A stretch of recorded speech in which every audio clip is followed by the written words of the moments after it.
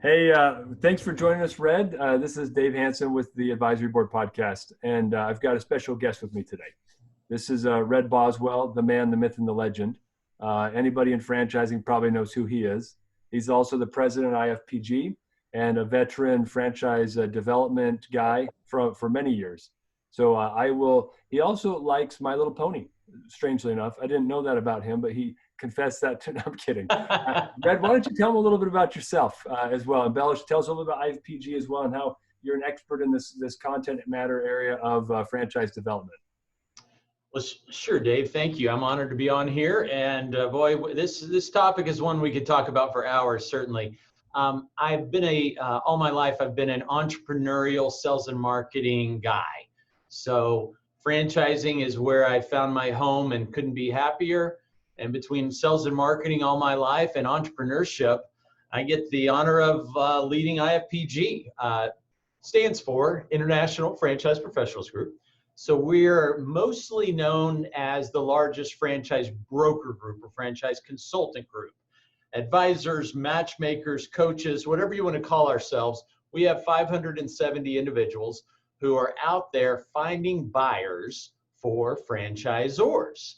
And when they find that buyer, it's much like a real estate agent working with a candidate to buy a house. Our consultants, we call them consultants, are working with buyers, help them find that ideal franchise. They make that introduction, the franchisor then takes over the process, and when a franchise is awarded, sold if you will, then our consultants get paid nicely for that success. It's a success fee, a commission, you might call it. Now, one other side note, IFPG is mostly known as a franchise consultant or broker group, but we also work with a whole lot of franchise suppliers or vendors to the industry, matching them or connecting with them with their ideal clients, franchisors, consultants, etc. So we really see ourselves as our mission, if you will, is connecting franchise professionals globally.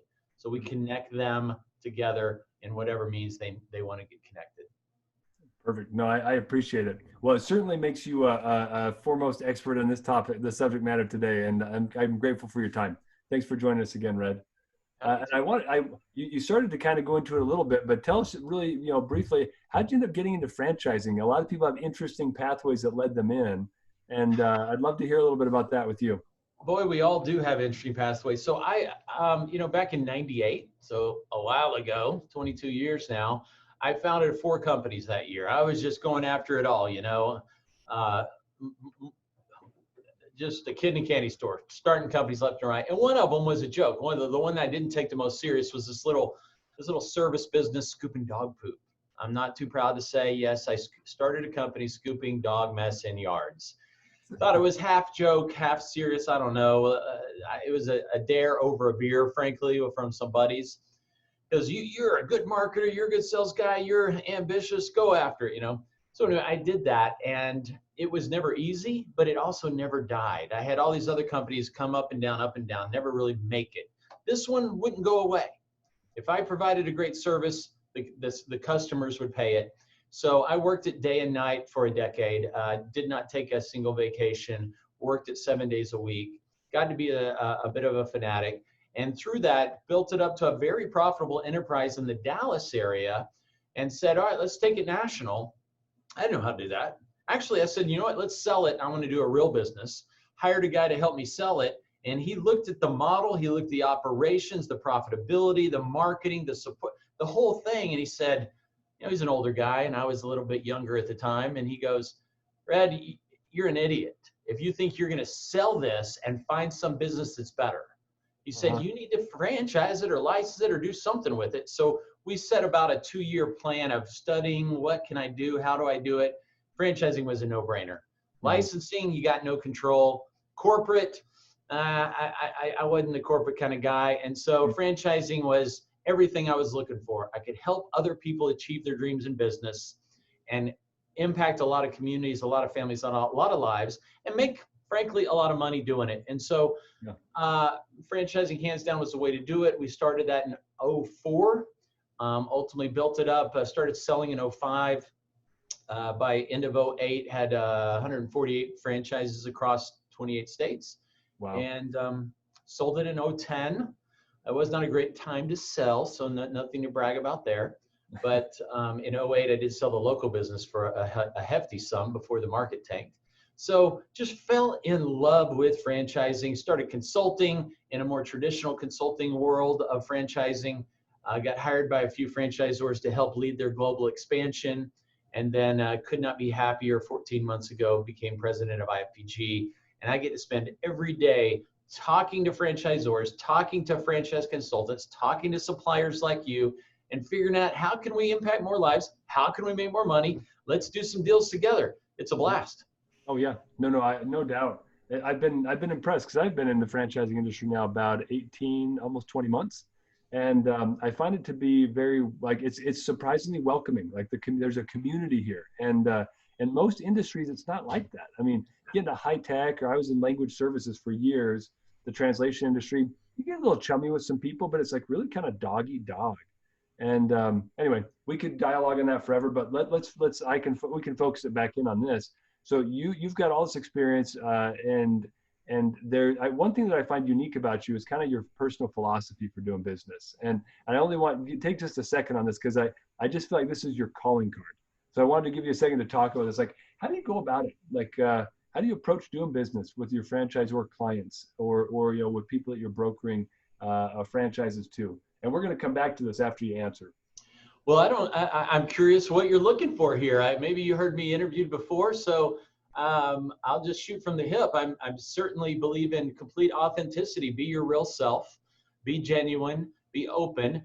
I think most the problems in this world, whether it's divorces or wars or business failures or kid issues, it comes down to communication. So you got to be a very good communicator. That includes clear communication, open and honest communication, and then doing what's right for the buyer, and a strong work ethic and a solid model certainly help. Yeah. Is that what you were looking for, my friend? No, it's exactly. I mean, here's what I observed, having known you now for, I don't know, almost a year, maybe. Yeah. We haven't known each other that long, but from the get-go, I realized you're somebody who's always going to try to provide value to somebody, even if you can't close a deal with them. And you're also going to tell the truth, which isn't always the case. Some people are more interested in the deal than in being able to look at themselves in the mirror at night. And but in this particular industry, when you're selling businesses to people, I just find that to be a good calling card to live your life by. And it also results in long-term success. You do deals with people that want to come seek you out when they sell that franchise concept and want to buy another one 5 years later, or they want to expand and get 2 more territories, they're going to come to you. I sure hope my consultants with the 570 that they treat their business that way. I mean, when I represented franchisors, I said, a lot of people in sales, they just want to close a deal and nothing else matters. And so in franchising, if you have that attitude, you will not last, because you are closing a deal, you're awarding a franchise, and hopefully you work for a great franchisor who has a process where it's just not the sales guy approving deals. You get in trouble fast when it's your sales guy that's approving all the deals and he's on commission. Yeah. But you got to approach it with, I'm part of this team, I'm part of this franchisor, and guess what? When I award that franchise, that Z's going to be around a long time. And if I want to be around a long time too, I better make sure that they are the right fit, because not only will I not last and the Zor get rid of me, but that franchisee, I'm going to see him. I'm going to see her at every conference. I'm going to see her at a lot of regional stuff. And they better walk up to me and give me a big fat hug and say, high five, best decision I ever made.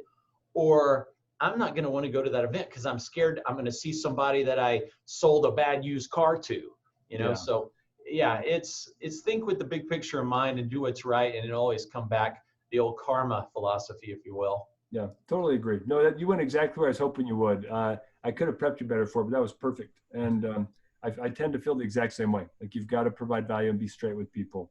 And in the end, you build a reputation, which does sometimes your selling for you better than anything else.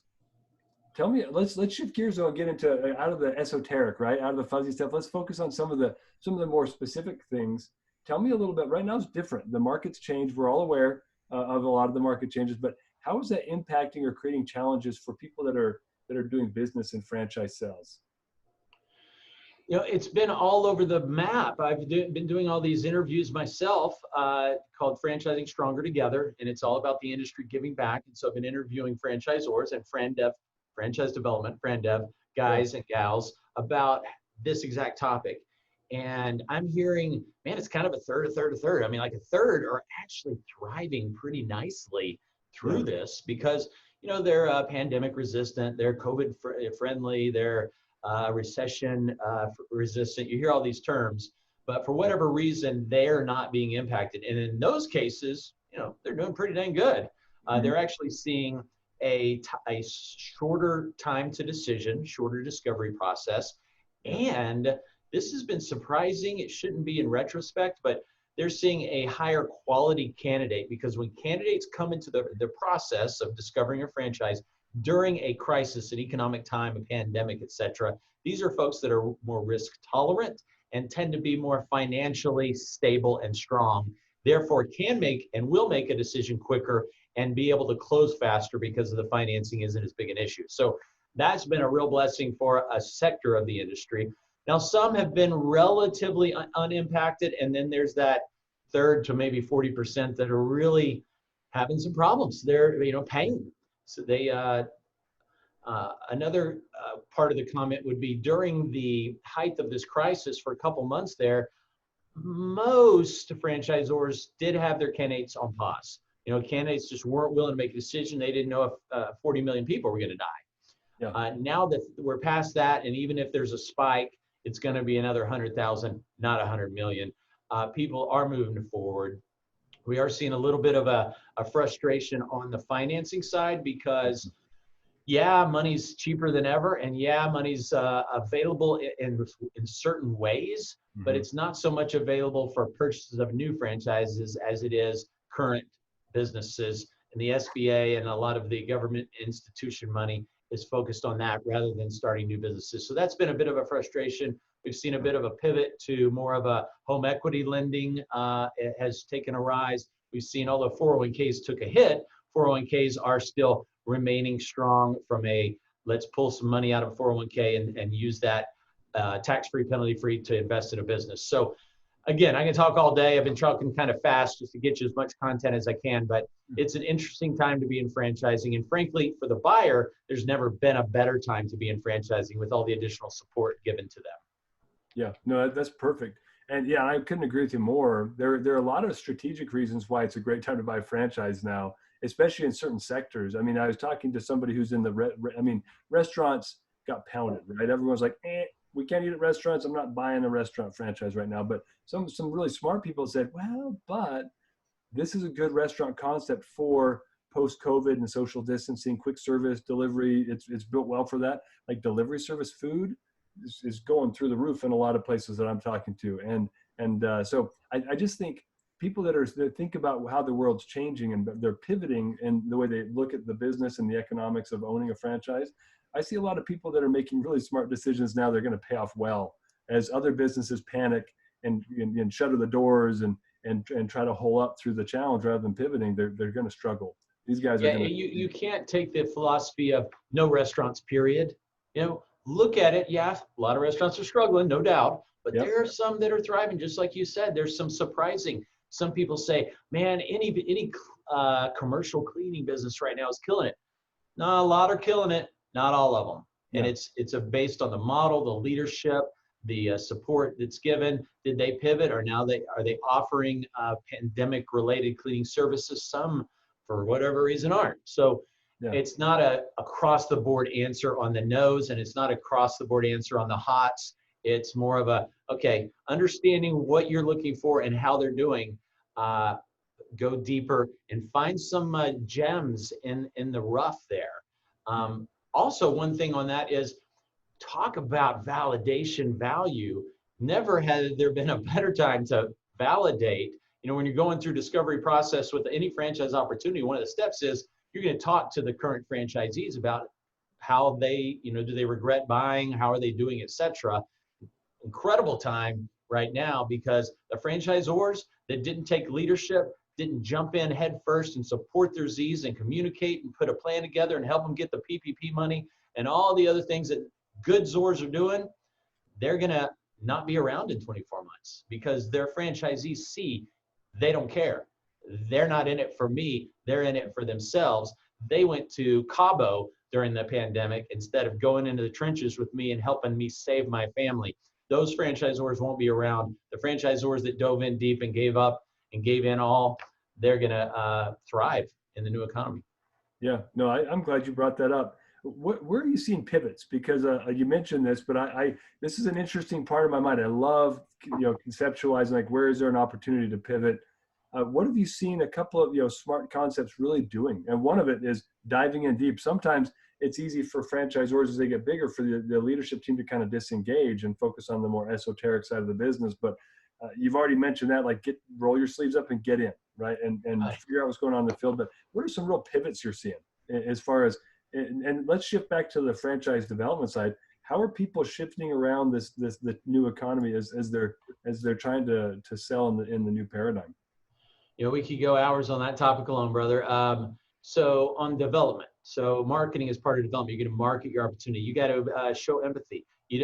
You're marketing different during an economic recession and during a pandemic than you would market before or after it. You're going to market with empathy. You're going to not just be like, for instance, IFPG. Anytime a consultant or a ZOR within our inventory does a deal, they let us know and we send out a great deal announcement, social media, on our email blasts. Hey, big deals happening. We realized pretty quickly there's a lot of people hurting. We better pull this back. Yes, it's truth. Yes, a deal was done. We don't need to yell the excitement so much when so many people are hurting. So we pulled back and stopped doing deal announcements for a while just to be cognizant and respectful of folks that aren't in such a good position. So that's an example of changing your marketing and your messaging. Now, pivots are all over the place. Every interview I did, I'm asking the same question. So I probably could give you 100 if I thought about it long enough. I know one that was fascinating early on was Cycle Bar. In fact, one of my cups here, a little Cycle Bar cup, they're certainly a member with IPG. They realized, like any fitness franchise, shut her down completely, right? That was one of the nightmares of the industry, was so many fitness concepts that were on fire in a good way were now suddenly on fire in a bad way. Yeah. They said, hey, wait a minute, all our locations have got all these cycle, fitness equipment. How about we lease that equipment back to our members? Genius. Yeah. Totally genius, right? Members love it, appreciate it. So that's, and they'll probably do that forever, that make that an option for folks who want to work out at home. I've probably interviewed a dozen fitness concepts, and they all had to do that pivot, go virtual. Some are, okay, it's free for members for a little bit, then members paid half price. Some had members offering to pay full price or offering to pay for other members. That was really cool to see the communities come together. Mm-hmm. It also proved if you have a great franchisee in the market or a manager of that franchise location who is truly building community, because if they are, they're doing a whole lot better through a tough time. We saw some of these take their fitness to parks and actually put up a webcam in a park and do a public workout for folks who didn't want to do it at home, maybe couldn't do it at home, didn't want to go into the location, couldn't go into the location, but could go out into a public area and still have some, some separation. That was pretty cool to see. And it also allowed the franchise people walking by see it, put a little sign up what they're doing. They got some viral play through social media. Everybody posted about, I'm working out at the park, so building some excitement around the brand was cool. I've seen plenty of restaurants went delivery real fast. Yeah. And they thought DoorDash was a dumb idea until this thing hit. And now it's their savior. Mm-hmm. There's some cleaning services. I think it was PuroClean, told me that they were really never focused on cleaning in a traditional sense for commercial properties and commercial buildings. They were really about more emergency and disaster cleaning and relief efforts, and maybe some restoration involved there. Now, all of a sudden, they have all these clients that are saying, hey, by the way, can you provide cleaning that would cause our facilities to be safe. Well, yeah, we can. We just never really did much of it. It's like 0.5% of their business. It's a new product line or service line that is not going away. It's going to be here across the board forever. And for those guys, they're like, heck yeah, we're keeping it. It's we didn't plan on going that direction, but franchisees said it's hot and they want it permanently. We're keeping it permanently. So anyway, go on and on about it. It's just been neat to see. Yeah, and those are fantastic examples. Now we focus on the franchise development side of things. Where are you seeing, because the sales cycle's changing, lead quality is actually up overall, although not every source is the same. Have you seen any significant pivots in that franchise sales process across your network of folks, or even outside of it, where they're changing the nature of how they approach the model to try to adapt to the change in flow? So the steps are no different. Okay, you're always going to have, I believe the steps should not have changed, but how you approach those steps certainly can. Case in point, discovery days. I mean, never has a bigger example. There's 95% of franchisors required, and that's Red's number. I don't know if it's 95%, but vast majority required a in-person discovery day. You're coming to our location, we're interviewing you, you're interviewing us, we're spending half a day or maybe a full day together, we're touring a facility or two, we're meeting the corporate staff, all that stuff. Man, that didn't happen for a couple months at least anywhere, right? Yep. And yet the franchisors had a lot of great prospects. They wanted to close deals, prospects wanted to buy. We got to figure this thing out. And so the number one topic on the Zor world was virtual discovery days. How are they done? What's best practices? What's the software? Zoom, like we're doing here. How do you have multiple cameras? Do you have multiple people at a time? Do you allow the candidates to ask questions, or do they just type them in? Do you have a happy hour the night before, like you used to have in person, but now it's online? Do you send them? We had some Zors actually sending a little margarita pack or a Bacardi package to the franchise candidates just to build a little camaraderie, have some fun. So there are so many topics around that. It was interesting to see. And now moving forward and out of this pandemic, the Zors that will not go away significantly. So yeah, we're not going to have 100% virtual discovery days across the board moving forward for all Zors, but a very high percentage, I'm talking like over half of the industry, I believe, will for now on permanently be virtual discovery days, at least as an option.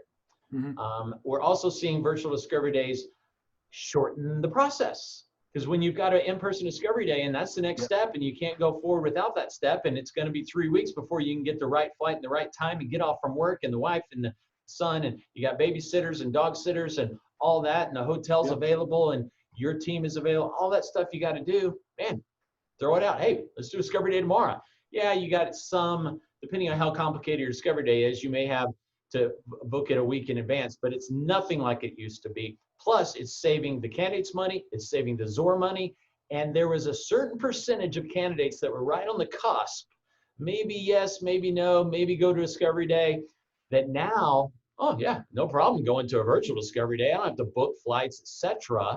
And they're going to it. They're going over the line, falling in love, and now you're getting actually more closings. Now, it can be debated that maybe you're getting a slightly lower quality candidate because you're not able to meet them face to face, but you can do a whole lot with the right technology and the right amount of time, the right questions. So we're seeing a net of a pretty significant value, both in time and in additional bodies that you wouldn't have had in the past.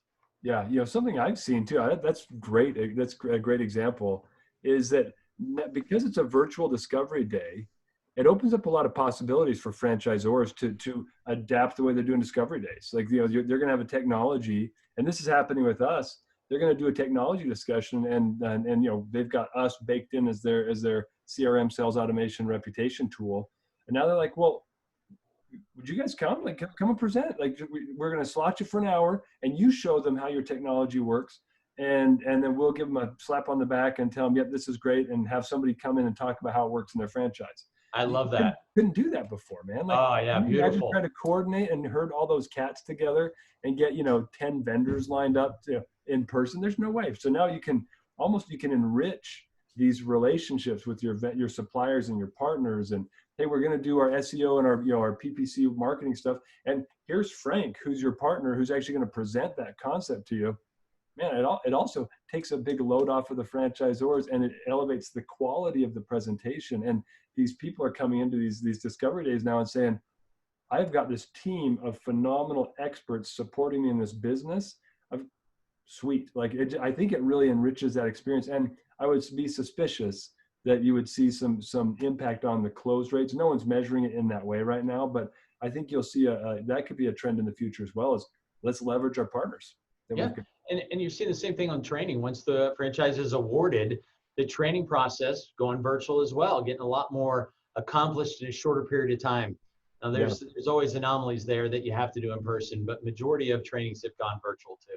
Yeah, I'd love to give a shout out at this part.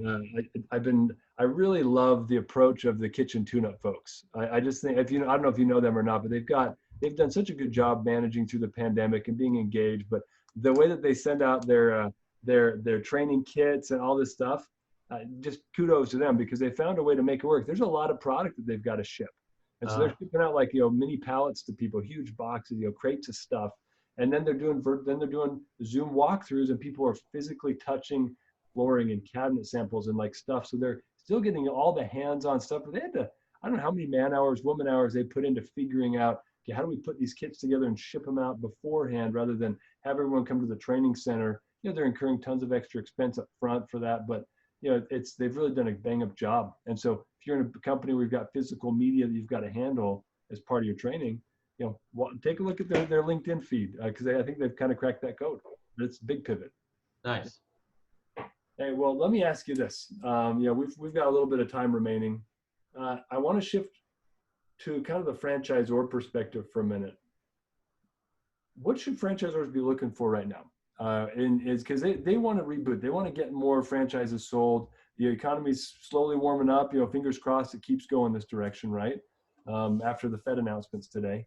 But what should franchisors be looking for as they think about adapting their franchise sales strategy? What advice would you give them that might listen to this? Sure. You're probably too young, but good old Bill and Ted, Excellent Adventure, had Socrates or Socrates. Yeah. No, I've seen it a bunch. I love that show. Know thyself.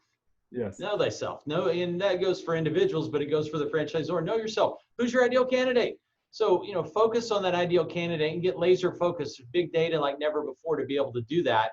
And in doing that, then also look at budget, time, and effort. So oftentimes franchisors look at just the money it costs to get a candidate and ultimately a franchisee versus all the ancillary time and effort, which, if we're honest, is money. Time and effort is money.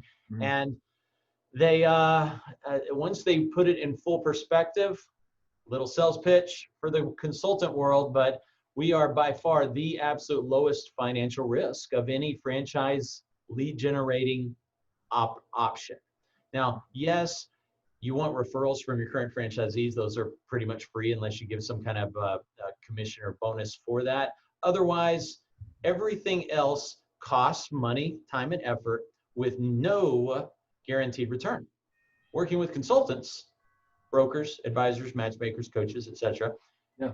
You do not, you pay a little membership, you do invest some time, and you're going to go to a conference or two, you're going to do some extra activities, but that membership or that cost financially and time-wise is a tiny fraction of what any other marketing options are, and yet you only pay for success. Like realtors, you pay at the closing table. Same with franchise consultants, you pay for success. And to me, as a franchisor for near 16 years, I absolutely fell in love with the broker model. I was a marketer. I said, I'll never work with brokers. I know how to market. I don't need those guys.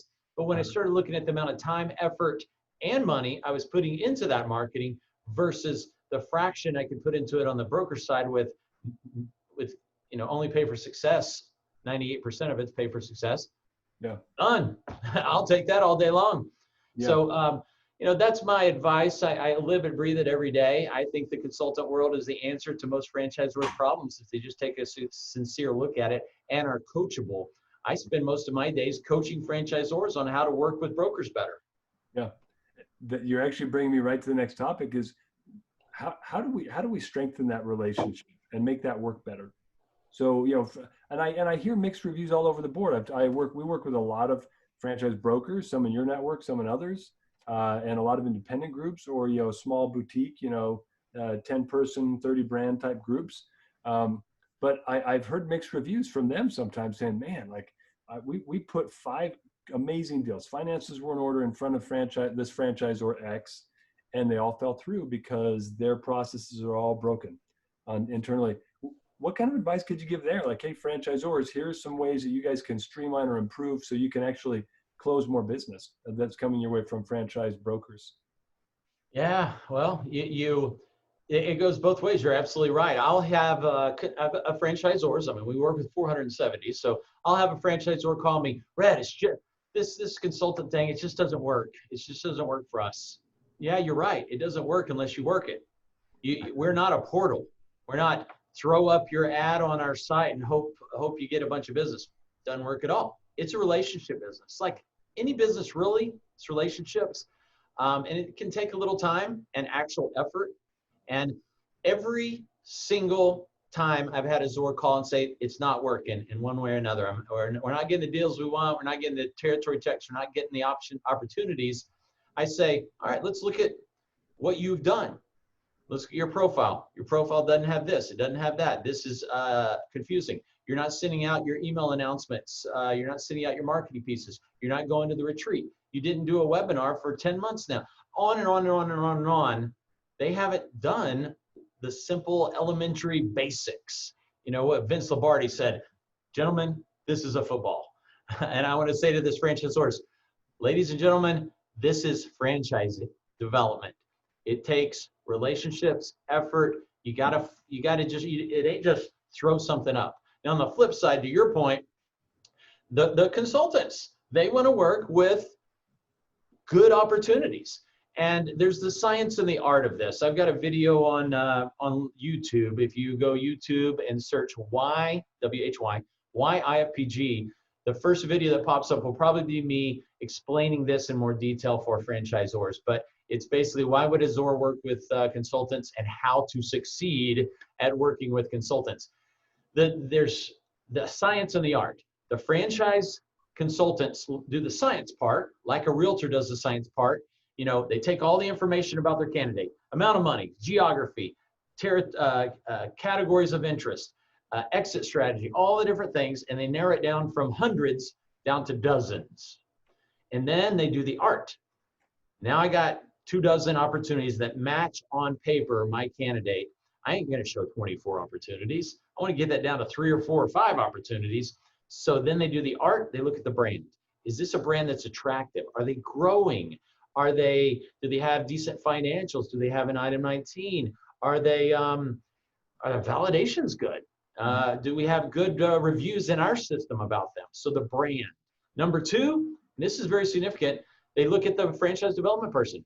Does this person, do I know them, like them, trust them? I'm going to give them my baby. Are they going to take care of my baby and pay me, obviously? And number 3, we're honest, we're human. They look at commission. Commission's part of it. You're paying not much. All things being equal, the opportunity, the candidate is going to go to the competition that is indeed paying a little more. So that's in a nutshell, both sides of the equation. Well, I want to jump into number 2 for a minute because this is an area I hear a lot of feedback in the marketplace, and where I think a lot of franchisors start to lose out on business. You know, they don't get as many deals coming in. What they don't realize is that they might have an internal friend, dev guy or gal, that's not getting it done. And so all of a sudden, and this is where we talk about the relationship of the franchise fam, right? Like they're not investing in the relationship, and they're people that should own those relationships. Their franchise internal development team should be in front of and engaging and talking to and putting themselves out there, building relationships and rapport so people can trust them with the baby, right? I'm not letting you come babysit my kids, Red, although you'll be in town pretty soon. Maybe you could, but I would not hand a deal to a partner that I didn't trust. It didn't matter what industry it was. And so that's an area where I think there's a bit of a disconnect. That those internal franchise development reps sometimes, and not all, a lot of them are phenomenal, right? In fact, we're working with one of the top brands in franchising right now, multiple concepts, really organized, smart people run the ship. They care a lot, and they've been very successful. And they're actually engaging us specifically around this. Like, we need to stay in front of and engage and automate engagement with our franchise brokers. We've got over 1,000 of them, and we can't manually do it, but it's important to us because we know how important that relationship is with them. And that's, I mean, if I can share one tip, that is a missing piece of the equation I see a lot right now, that the franchisors aren't investing in. And franchise brokers need to do the same thing, right? They've got to stay in touch with, build rapport with. If they're repping that brand, they need to make sure that franchise development rep trusts them to bring them good deals. And yeah, franchisors oftentimes they drastically undervalue a great franchise development rep, especially a franchise development rep who is a known commodity, a known asset, if you will. Mm-hmm. A great example, I interviewed her today. Eileen Proctor, just a wonderful lady. She was killing it over at Franchise Fastlane. There's franchise sales organizations like Braintree, and I can go on and on, Repum Group and Bush Global, and on and on. So she was one of the reps, and the consultants loved her. Everybody knew her. She got recruited by a franchisor, and she is absolutely killing it. This franchisor had no franchises, but she loved the model. She trusted the guy, and it was a perfect fit. And she just awarded 10 franchises in the last 2 months during the height of the pandemic, and for an emerging brand. That's the difference when you hire somebody who knows franchise development and is trusted and loved by the franchise development community. Mm-hmm. Buddy, that person, I don't know what he pays her, no clue, but I guarantee he didn't go recruit her for $60,000 salary and $4,000 per deal. He got aggressive. He put a nice package together. And she's loving life, he's loving life. And had he gone the normal route of a normal franchisor who hired some used car salesman, nothing wrong with used car salesman, but you get the picture. They don't know franchise development sales, they don't know the process, and they certainly don't have the relationship with the consultants that can make all the difference in the world. Yeah, no, I think you're spot on. You're spot on. That's great feedback. Well, I have a few other things I'd love to chat, but we're a little bit out of time. Let me just turn it over to you for one more minute, Red, and share. Well, what parting wisdom do you have for people, let's say, to the person that's getting into franchise development? Because there are a lot of people now with a downturn in the economy that are turning to it and saying, hey, this looks like it's reverse cyclical, a good opportunity for me. What would you tell them, in a couple of minutes? Yeah, it's the greatest industry ever. You look at franchising from the outside, and it's this $1 trillion industry, gazillions of locations, etc. But boy, you get in it, it gets small fast. People talk, and it is a wonderful business. For bad people, it ain't a good business. But if you love helping and changing lives, and you're a good communicator, you got a strong work ethic, and you got a passion for the brand that you represent, it is a dream job. Now, I will throw out there, apologize if it sounds salesy, but anybody that has the good communication skills, wants to work from home, wants to make unlimited income, I think the greatest opportunity in the world for those people, franchise consulting. You become a consultant, you own it, you can work as little or as much as you want, you can make as much as you want. It does take a little time and a little money, so if you got a little bit of on-ramp to get started, you can go a good 4, 5, 6 months with no income, no actual cash, and you got 20 to 40,000 to put into getting launched.